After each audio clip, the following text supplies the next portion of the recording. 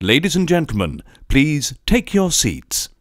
You know, when you're telling a story from a seedy underbelly, it's important, especially when it's sexy, to find some killer femme fatales. And, you know, if you're within the sound of my voice, that must mean you are in the seats with once more. As always, my name is Dave Voigt, and I'm the host of this podcast, where we sit down with a wide-ranging variety of industry professionals and we pick their brain about current projects, state of the industry, how they got started, and so very much more in a light and in a conversational fashion. And, you know, if you like how we do things around here, I'm going to go out on a limb and assume that you do because, well, let's face it, you're listening right now. Hit that subscribe button. You know, give us the like, give us a 5-star rating, basically wherever you get your podcasts. We're at Apple, Amazon, Spotify, Google, and plus we archive every single one of our episodes over at our In the Seats YouTube channel, so you can give us a like and subscribe there as well. We would supremely appreciate it. Also, don't hesitate to check us out on social media. We're on the Facebook, we're on the Twitter, and we're on the Instagram. Where else would we be? We're at In the Seats for all sorts of fun updates. And finally, and I do dare say most importantly, please pay us a visit over at In the Seats, intheseats.ca, for all the latest and greatest from the world of television, film, basically the moving image at large. Because if we love to write about it and watch it and talk about it, guess what? We love it when you come by and read about it and listen about it. So please, do us the kindness and pay us a visit. On this episode, we got a fun one. We got another fun one. More Apple TV, more Shantaram, as we are delving back into the underbelly of Bombay in the 80s, and with this unique and absolutely compelling cast of characters that are just hard to look away from. It's such a fantastic story. It stars Charlie Hunnam as an Australian young man who is staring down the barrel of a long and harsh prison sentence, but he hits on the run and he ends his way to Bombay, and he is befriended in some pretty unique ways with a unique cast of characters. Some are out to use him, some are out to be his friend. You never quite know who is who in this story, but it's one of those classic noir stories with a fantastic real sort of seedy underbelly to it. And I mean, what's a noir story without some classic femme fatales? And they got two of them here in this film, and we had the chance to sit down and interview them, Antonia Desplat and Elektra Kilbey, about their role in the show and so very much more. But if I haven't already said it, please go sign up for Apple TV Plus. It is a fantastic service, and watch Shantaram. But first, enjoy our talk with Antonia and Elektra, because between you and me, it's a pretty good one.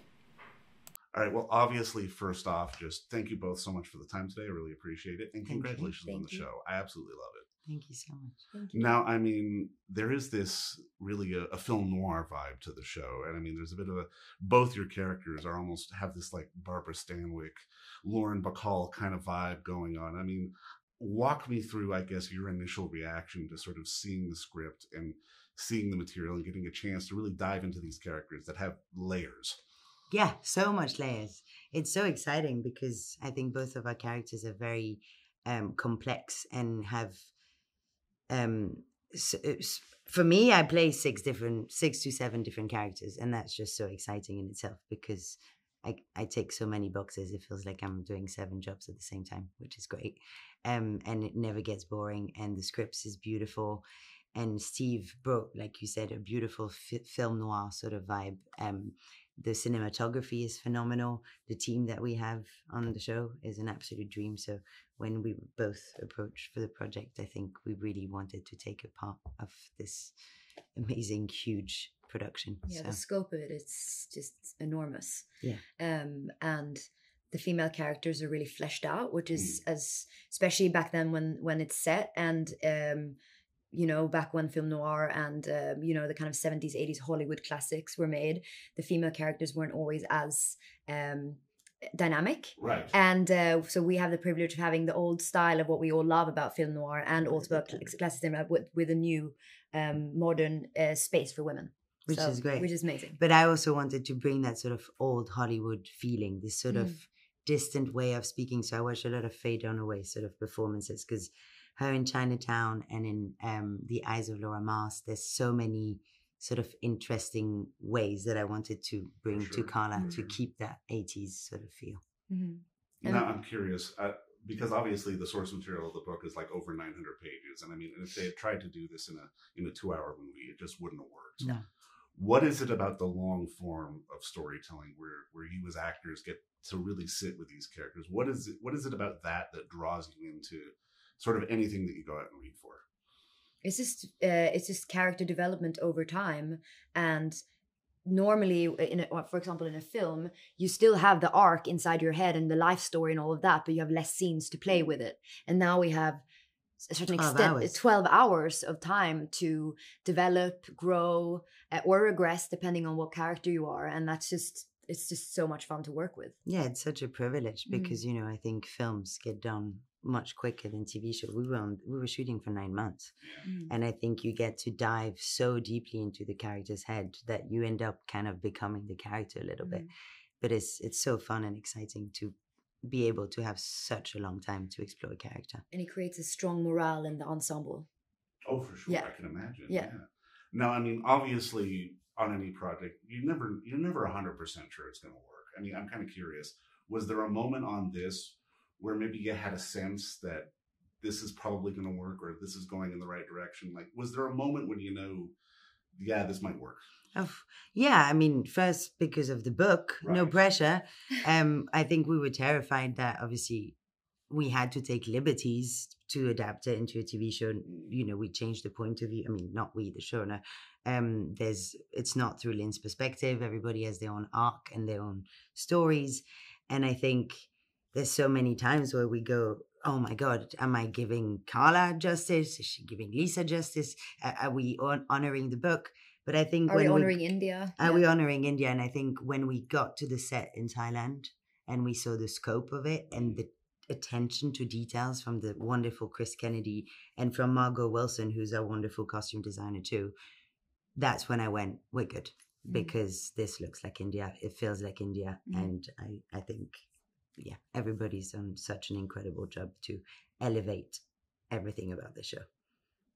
Now I'm curious for both of you, because I mean, obviously sort of that film noir vibe has a long history of femme fatales, leading ladies. I mean, how do you carve out your own space in something like this rather than, trying to sort of mimic maybe something that has happened already and sort of make it unique to who you are? I think you have to bring some part of your own personality in it. So I think with Carla, I brought my sensibility and my vulnerability as me, Antonia. And I took away some of her badass energy too. But I think having the facade and the wall and the masks that keeps changing with all the different situations, and having the private moment where I can bring some of my own vulnerability, then that felt like a good combo for the character.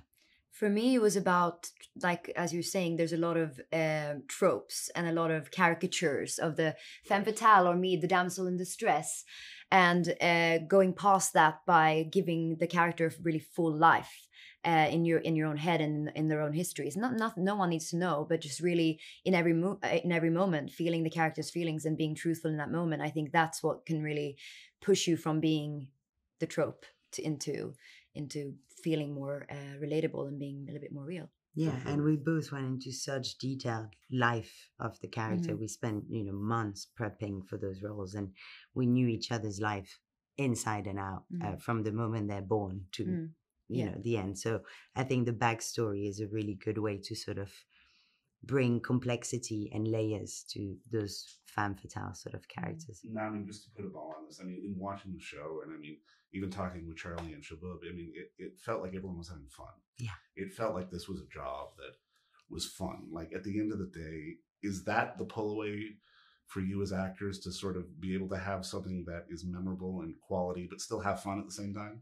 Yeah, because, I mean, everybody was such professional on the show, and we all worked really, really hard. But I think acting is about being playful. Right. If you're not playful and you're stiff, you're not responding and you're not listening and you're not, interacting with the other person. It needs to be fun. And I think, we're very good friends off screen, and we bring that dynamic on the screen. Same with everybody else, all the other cast members. And it has to be fun, because otherwise, what are we doing? Yeah, connecting with your inner child. Yeah. And I mean, the show is such entertainment, and you both do a fantastic job. And again, thank you so much for the time today. And again, congrats on the show. Thank you so much. Yeah. Thank you so much. And don't forget to visit our friends over at Bay Street Video for all your DVD, Blu-ray rental, or purchasing needs this summer, as they are still open for curbside and some mailing delivery as well. Over at 1172 Bay Street, Toronto, Ontario, Canada, you can give them a call at 416-964-9088. That's 416-964-9088. Or send them an email at baystreetvideoto@gmail.com for any of your DVD and Blu-ray needs.